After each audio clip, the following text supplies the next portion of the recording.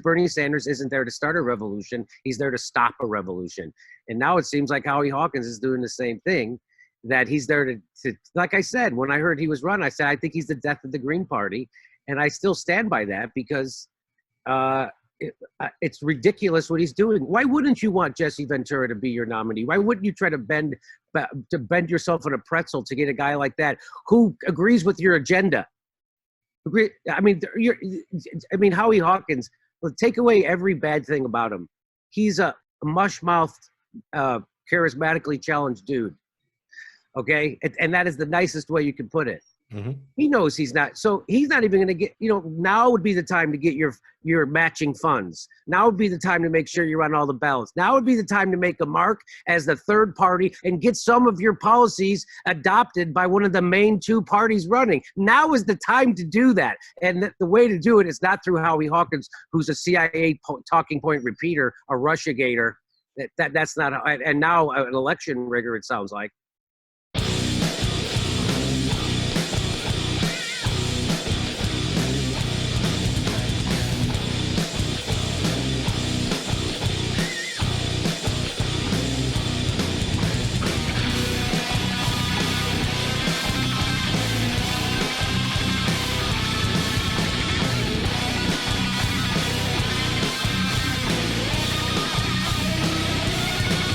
Jimmy Dore, welcome back to the show.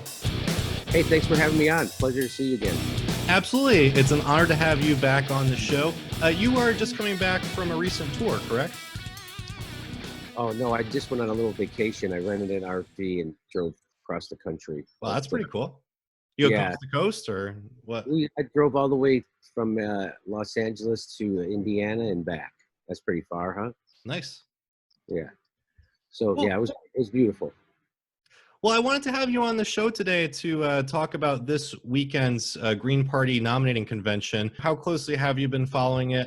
Do you know much about Howie Hawkins or any of the other candidates? And just what are your thoughts so far in the race?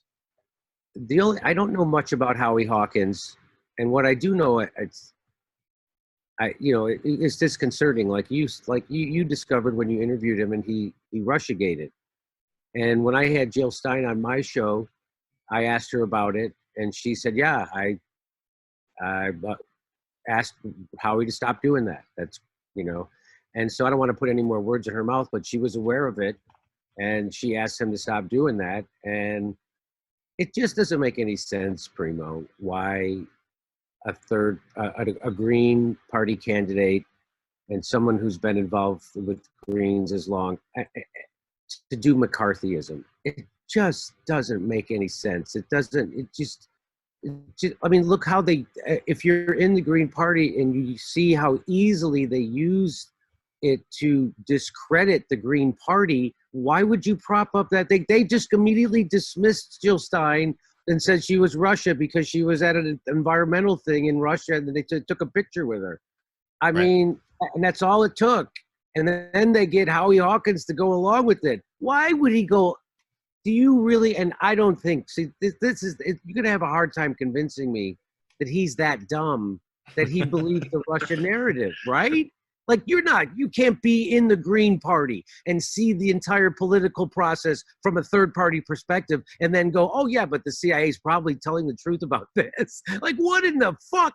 That doesn't make any sense. So I don't think that Howie Hawkins is that challenged where he actually believes that. So why do you think he would say that? Well, one thing that's a little interesting about this and that has been brought up by the other candidates, because I don't know if you know this, but every single other Green Party candidate in the race is alleging that the nomination has been rigged. And there's about 8 other candidates. And a lot of them are pointing to the fact that national co-chairs have been openly supporting and working with Howie Hawkins. One of the recent co-chairs is actually his campaign manager. Andrea. Andrea. And Kevin Zeese, who is his communications director, I just recently found out via an article that was published in The Nation in the 90s that he actually has met George Soros in the past, and that George Soros has given $125,000 to an organization of his. So it's strange to me when you look at all of these national co-chairs who have been embroiled in controversy within the Green Party in the past. They've They went after Jill Stein for doing the recount in late 2016. There was a big controversy surrounding the 2017 Green Annual National Meeting. There has been a lot of controversy in Colorado, where Andrea runs the party there. And you look at the fact that they selected Howie Hawkins, who's not especially charismatic and who has a history of comments that he made about Syria and being hawkish on Syria, even prior to the Russia stuff. So, I mean, why would they be selecting him, especially over Jesse Ventura, who, you know, if they were openly trying to get him involved, it seems as though he could get a lot of people involved in the Green Party and could actually give the Green Party a chance of winning. So why go with Howie Hawkins instead?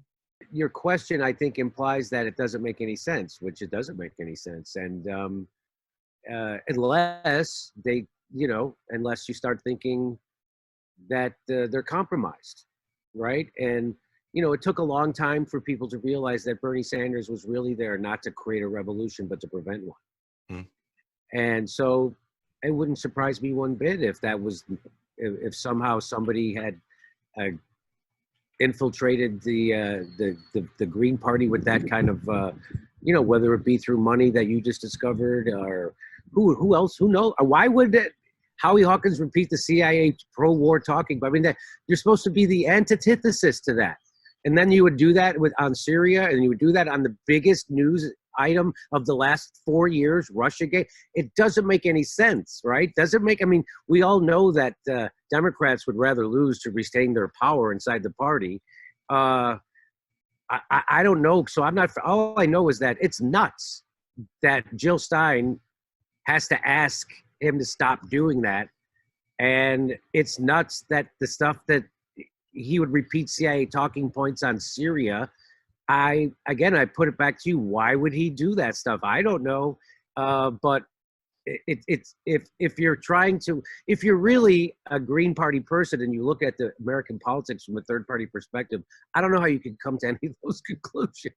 Mm-hmm. I don't know how you could say any of that stuff. So it's very suspicious. It just smells to me. But on the other hand, of people who I respect, like Howie Hawkins too, I think, correct me if I'm wrong, maybe you know, I think Chris Hedges was supportive of Howie Hawkins. So, I mean, Chris Hedges is a pretty sharp cat, but maybe he has different reasons. You know, I never asked him about what his reasons were.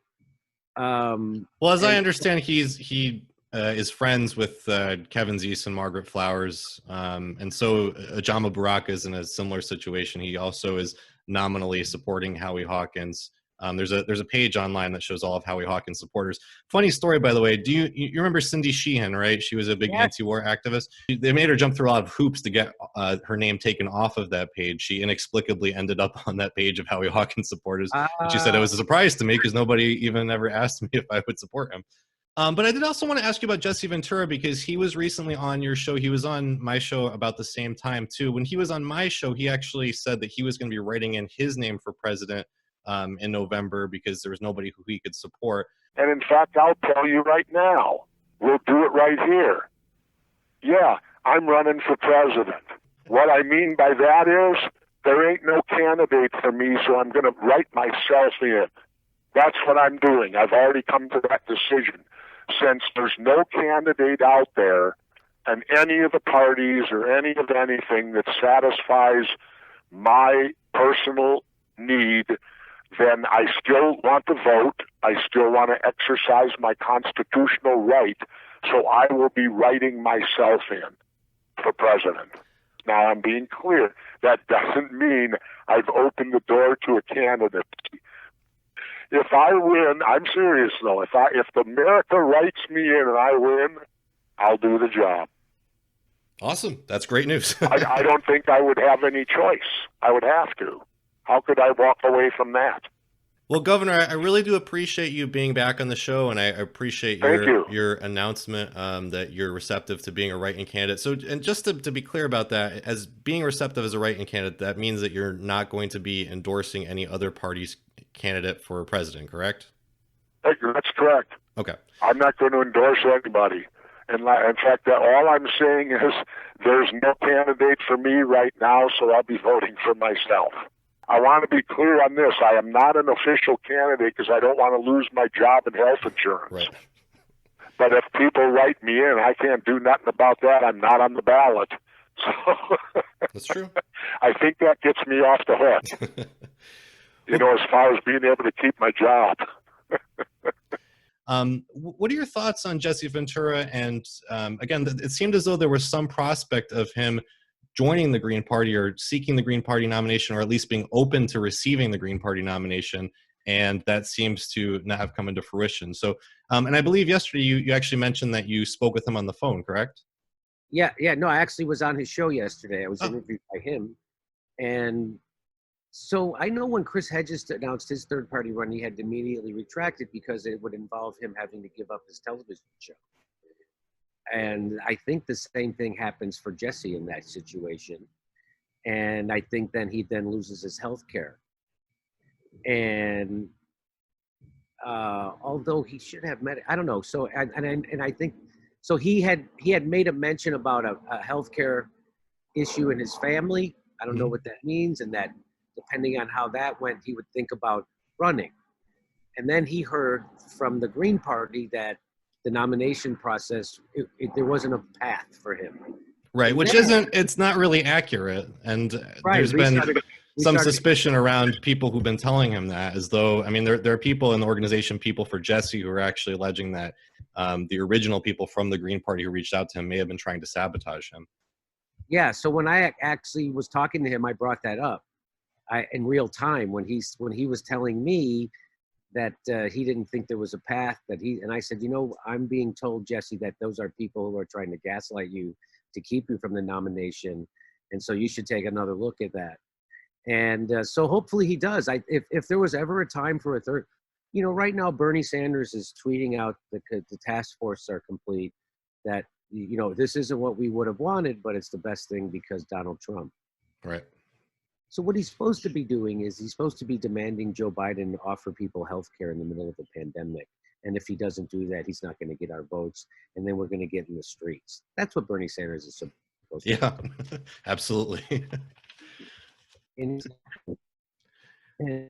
he's doing that. What he's doing is fuck healthcare, fuck everything, fuck student debt relief, fuck the Green New Deal, fuck everything, because Trump is bad. So we have to vote for the guy who is the cause of Donald Trump, which is what Joe Biden. There is no person probably more responsible for Donald Trump's rise in government than Joe Biden. And that's the guy who Bernie Sanders. So it's a complete joke, right? After months of protests in the street, Bernie Sanders, his idea to fix this is to vote for Joe Biden. He's just a complete joke just a complete joke. And so if there was ever a time for a third party, it would be right now. And so it seems like the powers that be would know that. So wouldn't they try harder than ever to suppress a third party and compromise it? And I think that's what's happening. And especially when you look at somebody like Jesse Ventura, I mean, he's a household name. He has broad appeal. I think he could appeal even to Trump voters. And it's strange to me that anyone would want to keep him from running when he could stand a chance of winning the election. Could you imagine Jesse Ventura in the debates challenging them on not giving us health care in the middle of a thing and saying it's because they're all bought and paid for, and look at Nancy Pelosi's $100 billionaire and her husband got a check from the PPP, but nobody else. And I mean, it would be amazing. That was what would cause the parties to actually have to represent the people, not Bernie Sanders saying vote for Joe Biden. It would be Bernie Sanders should be working to get Jesse Ventura in the fucking debates is what he should be doing if he wants change in this country, because that's how it will come about. You have to demand, hey, if you want to beat Donald Trump, you have to give us fucking healthcare, asshole. How about that? Or you're not getting our votes. And he just won't do it. Why? Because Bernie Sanders isn't there to start a revolution. He's there to stop a revolution. And now it seems like Howie Hawkins is doing the same thing, that he's there to like I said, when I heard he was running, I said, I think he's the death of the Green Party. And I still stand by that because it's ridiculous what he's doing. Why wouldn't you want Jesse Ventura to be your nominee? Why wouldn't you try to bend yourself in a pretzel to get a guy like that who agrees with your agenda? I mean, Howie Hawkins, take away every bad thing about him. He's a mush-mouthed, charismatically challenged dude. Okay, and that is the nicest way you can put it. Hmm. He knows he's not. So he's not even going to get, now would be the time to get your matching funds. Now would be the time to make sure you're on all the ballots. Now would be the time to make a mark as the third party and get some of your policies adopted by one of the main two parties running. Now is the time to do that. And the way to do it is not through Howie Hawkins, who's a CIA talking point repeater, a Russiagator. That's not, and now an election rigger, it sounds like. Well, again, there have been widespread allegations of rigging from all of the Green Party candidates besides Howie Hawkins. So it's not just people who want Jesse Ventura. It's not just people who support Dario Hunter. It's literally every single other candidate in the race. And I just think of, if this happened in the Democratic Party, if every single candidate said that this is being rigged for Joe Biden, wouldn't that be a big story? You would think it would be a big story. So Yes. why do you think that is? Why do you think that there aren't more people paying attention to what's happening in the Green Party and are just kind of waiting for the party to nominate somebody? Well, who do you mean? You mean the establishment media, or do you mean the independent media? Well, I think maybe the establishment media just doesn't care about the Green Party at all. I mean, I saw a write-up in the Hill that was really just rewriting a Howie Hawkins press release about how he won the nomination. But I guess I wonder just about independent media, because I'm really not seeing much reporting at all, either about Howie Hawkins' terrible positions or about the widespread allegations of rigging in the party. I think that it's, the propaganda seeps into everybody, and they're just like, oh, they don't have a chance, they can't have it. So it's a non-story. No matter what the Green Party does, is a non-story. And I just think they've had that drummed into their head, that they internalized it. Mm-hmm. And that's what I think. And right now it doesn't have to be a non-story. It should be a big story. The fact, if Jesse Ventura got in, that would be amazing. Yeah. That would be amazing. And they couldn't handcuff him to a chair for 8 hours like they did to Jill Stein. That's true. So I work in independent media, and there's a herd mentality in independent media, and they ingest the propaganda too. Look how most of independent media went along with Russiagate. Look how most of independent media goes along with Syria, the CIA narrative. Look how most of independent media goes along with the CIA narrative on Libya until it's too late, on Venezuela until it's too late. On the Bounty Gate story that just broke a week ago. At least most of the independent media was skeptical of that, right? No, so that was a big turning point. Even the Young Turks sniffed that one out. That was good to see, right? Yep. Yeah. So just last question on this, again, just because the allegations of rigging have been so widespread, do you think that delegates who are nominally bound in the Green Party race should act as faithless electors and pick Jesse Ventura or literally anybody besides Howie Hawkins? Let me just talk in broad strokes. Okay. That I think now is the time for the third party candidate, if there ever was a time. And if there ever was a time, we need a charismatic leader with a strong message, and that would be Jesse Ventura. And so if I was in the Green Party, I would be doing everything I could to get that guy to be our nominee, because it would put your party on the map. It would get you the matching funds. And then you would actually have an influence on politics in America.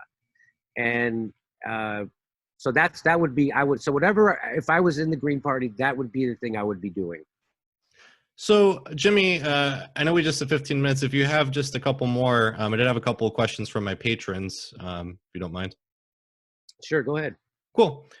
So Christopher wrote in, he said, Jimmy, who is the bigger sellout and corporate stooge, Bill Maher or Stephen Colbert? Oh, boy, that's real.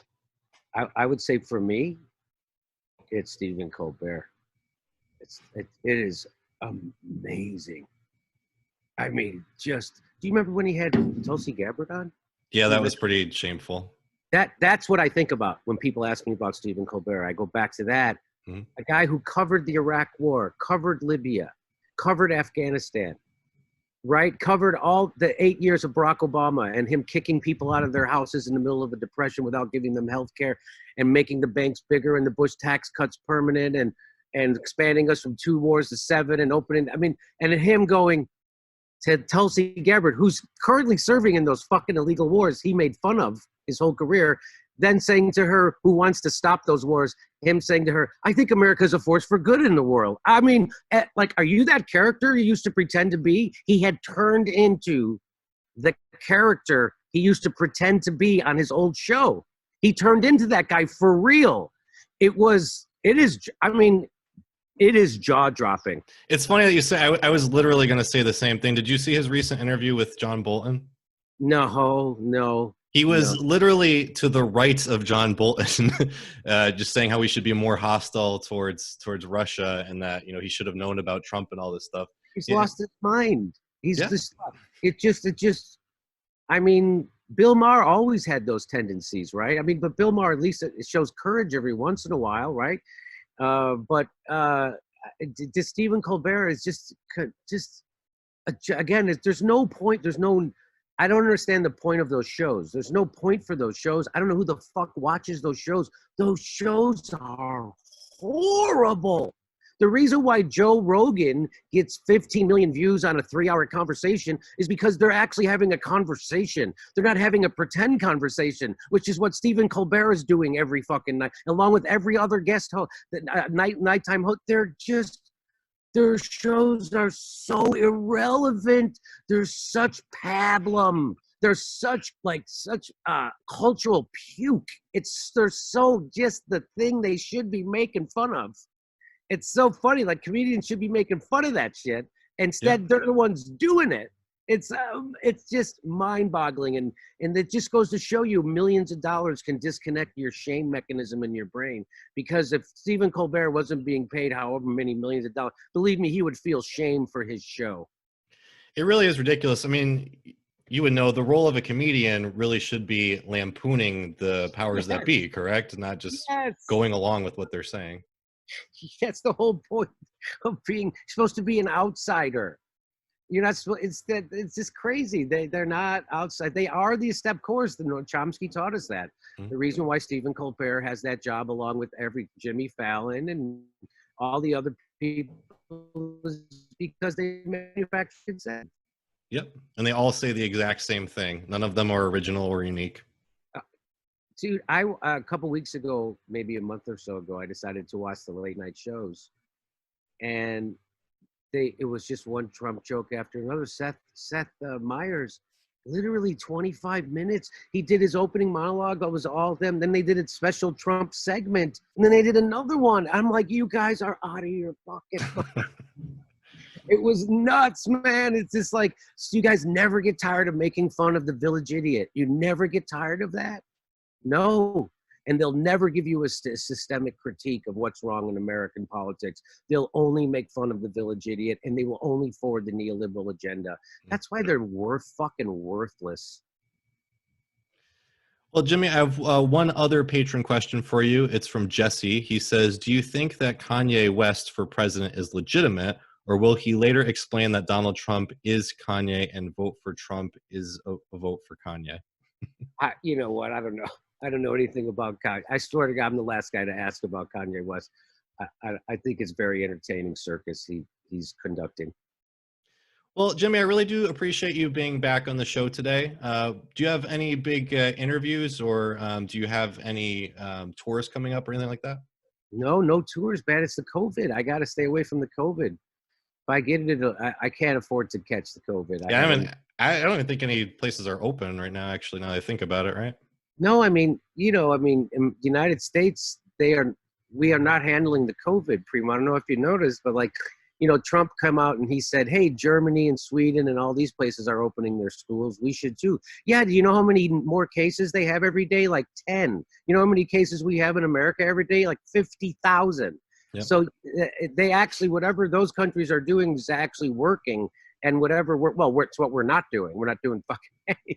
just fucked up the economy without actually stopping the COVID virus. It was just, and they did that so they can implement the CARES Act, which was just the largest upward transfer of wealth in the history of America. Yep. And Bernie Sanders voted for it and still won't criticize the Democratic leadership about it because he's one of them. People have to realize they don't have any representation in government. Not the Squad, not Bernie Sanders, nobody. So that's why people, and I think they do understand that, which is why more people don't vote than do vote, yep. Which is why people were out in the street. They realize the normal channels of protest and reform are not working. and that the people in government are actually working against them, not for them. I think people know that now. And it's only going to get worse because there's a foreclosure tsunami coming. And then you're going to start kicking people. And as we have record rises in COVID, so you're going to start kicking people out of their houses in the middle of a fucking pandemic, and we have no plan for it. We're a third world country with a first world media. Good point.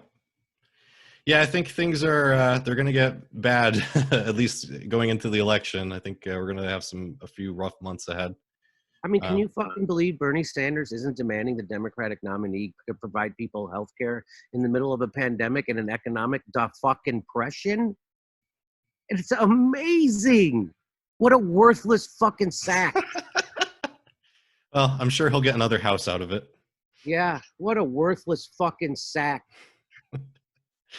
Well, Jimmy, again, I really do appreciate you being on the show today. For folks out there who would like to follow you and stay up to date with you, how can they do that? JimmyDoreComedy.com, baby. And, my YouTube channel is just whatever the fuck that is, /Jimmy Dore Show. I don't know. It's the Jimmy Dore Show on YouTube.